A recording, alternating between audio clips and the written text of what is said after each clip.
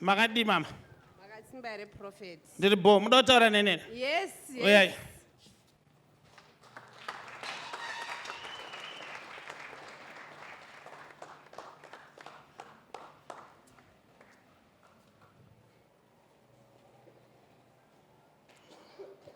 Ndemnomira apa.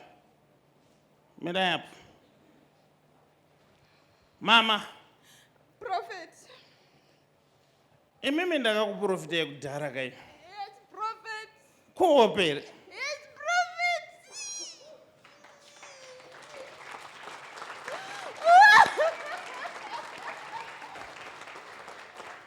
Listen to me, mama. Kuno tinotaura hope tovata interpreter tikubvumidzei kutaura hope dzenyu todziona tega.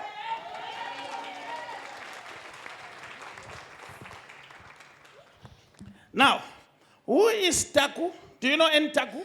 My firstborn. Ari kupi? Ndamsiya kumba. Ndekupi? Kuchipinge. Kuchipinge. But because zvese ndakakutarisai ndiri kuoneswa kuti mune dambudziko nokuti pamashure paTaku apa ndiri kuoneswa paine mumwe akashaika. Prophet. Izvo zvichamuri kuda kuti mubatsirwe zvakanaka kuzitakura kwamakaita. Yes, prophet. Consider it done in the name of Jesus.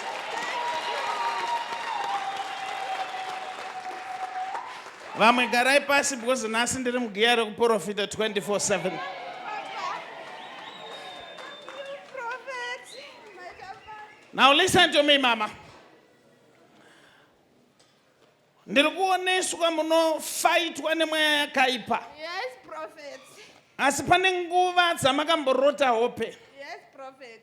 Makambondirota 3 times. 3 times. Muchindizama kundikundisa.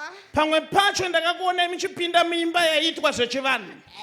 Ndokubva ndanokudhonzai ruoko. Ndikatanga kufamba nemi. But pane mbwa dzandaifamba ndichitsika. Can I do some serious stuff here?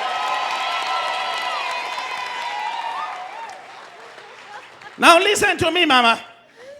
Izvozviso ndiri kuoneswa nyaya yamafambira. Chii chamakabata ichi? Ikadire murume wangu. Pane court case.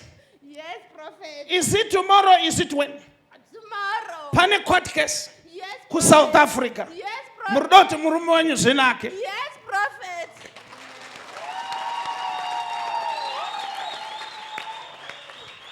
Izvozvi mama, it's happening to you live and direct.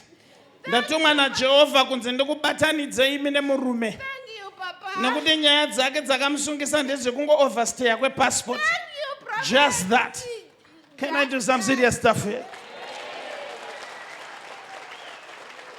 Now ndoda kuti mundipe ruoko mama.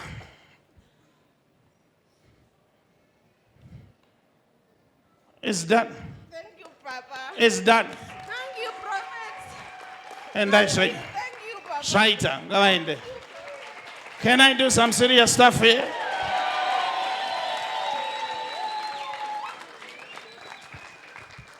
Ndiri kufunga undoda kutaura nechechi yese. Nekuti ndikasataura nechechi yese hazvindiitire zvakanaka. Wabva kupi? Mozambique. Uyatinzwe.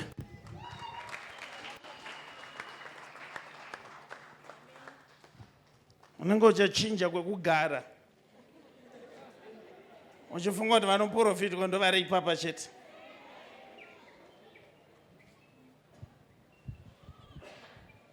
Wauya nani? Ndauya nemunin'ino wangu nehanzvadzi yangu. Munin'ino wauyu ngauya.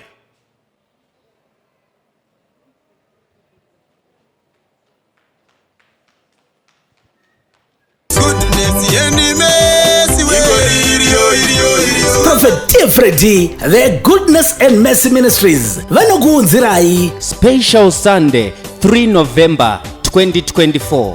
pa Goodness and Mercy Ministries. Pakona pa Highland Road na Mshaya Bandi.